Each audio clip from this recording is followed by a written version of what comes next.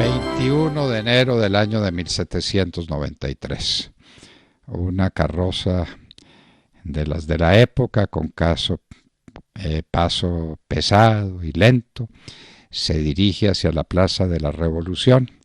Adentro va un sacerdote muy virtuoso y quien hasta hace poco había sido el rey de Francia, el heredero de una tradición memorable de siglos y siglos de los Capetos, el heredero de una tradición gloriosa de Francia.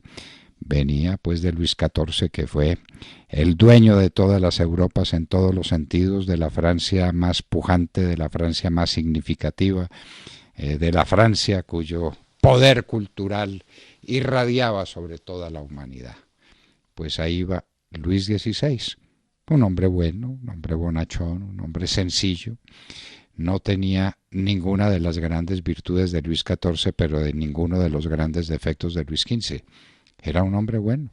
Se había casado con María Antonieta por pues razones de conveniencia de familia. Ella venía de el Imperio Austríaco y estaba ejerciendo con muchas dificultades una crisis económica pavorosa en el mundo. Tuvo que convocar los estados generales. Los estados generales resolvieron decir que ellos eran la democracia, los representantes del pueblo. Eran tres estados: el estado de la nobleza, el estado del clero, el tercer estado, lo que se llamó el tercer estado, que era el de los representantes del pueblo elegidos. Cada estado tenía un voto, luego siempre ganaban los aristócratas, los nobles, sumados a los sacerdotes, le ganaban 2-1 al tercer estado si se quería oponer. Pero las cosas cambiaron, se desarrollaron los acontecimientos dramáticos de la Revolución Francesa, primero con el rey a la cabeza. El rey era el representante de un nuevo sistema, una especie de monarquía constitucional de estilo inglés, pero cada vez las presiones sobre el rey son más grandes. Vienen los acontecimientos dramáticos del 10 de agosto contra el rey y contra el palacio. El rey trata de fugarse, se va con su familia. Antes de llegar a la frontera lo detienen, lo devuelven detenido, ya será en adelante un prisionero en el Temple, y viene el juzgamiento del rey. Y entonces los jacobinos, los de la extrema izquierda, que eran izquierda en su momento porque se sentaban a la izquierda de quien presidía la convención o la asamblea francesa, a la derecha estaban los aristócratas y los girondinos, no sabían dónde estar y ellos eran los que tenían el fiel de la balanza. Finalmente los girondinos no fueron capaces de enfrentarse al torrente demagógico de los jacobinos y no votaron por la muerte del rey. Una decisión muy estrecha. Siempre se ha discutido cuál fue el resultado de esa elección. Algunos dicen que por un solo voto fue condenado a muerte Luis XVI. Lo cierto es que él no merecía ese ultraje, no había para qué. Pero la revolución tenía que untarse de la sangre de los reyes para decir que había sido verdadera revolución. Luis XVI amanece ese día 21, un hombre piadoso, se viste con pulcritud, asiste a la Santa Misa, comulga y se prepara para lo que viene.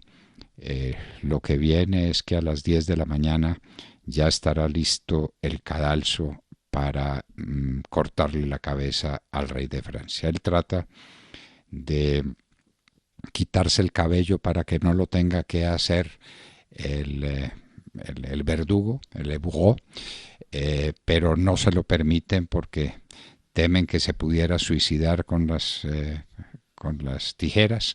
Entonces así marcha, leyendo las lecturas de la Iglesia Católica para los agonizantes.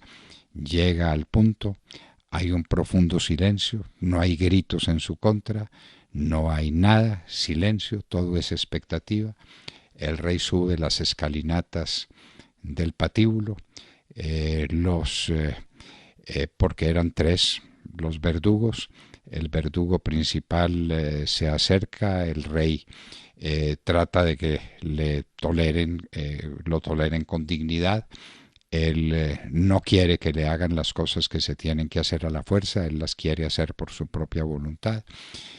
momentos de tensión, finalmente el padre le dice: resista, resista, dé esa demostración de humildad.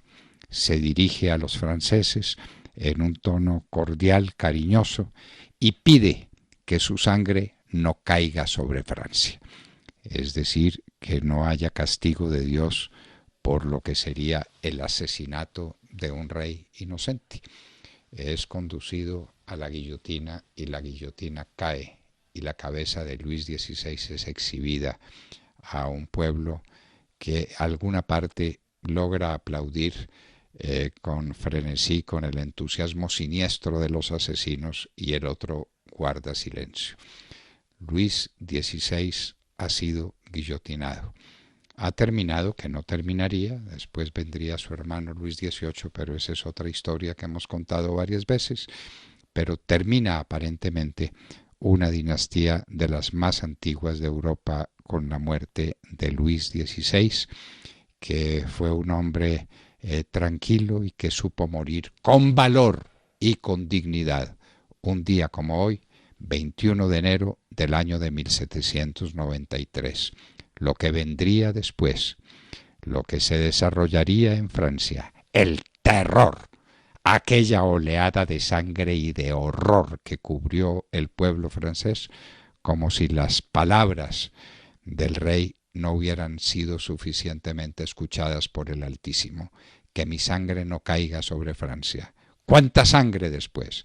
¿Cuántos crímenes? ¿Cuántos asesinatos? En nombre de ese terror que se desató y que fue dirigido por una persona que parecía muy en contravía de estas expresiones de terror, Maximiliano Robespierre, pero esa es otra historia. 21 de enero, Luis XVI sabe subir al cadalso como un hombre digno, como un hombre inocente, a quien asesina una revolución que necesita sangre y la tiene, la sangre del rey de Francia.